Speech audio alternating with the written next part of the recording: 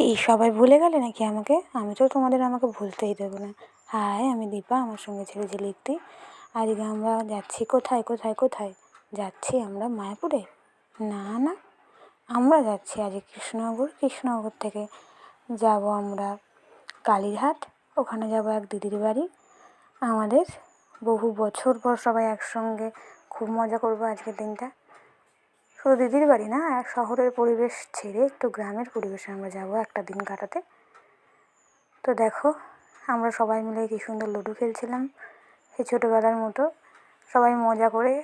খুব মজা হচ্ছিলো আমাদের। তারপরে ও খাওয়ালো বিরিয়ানি। তারপর আমরা সবাই মিলে বেরিয়ে পড়েছিলাম জমিতে।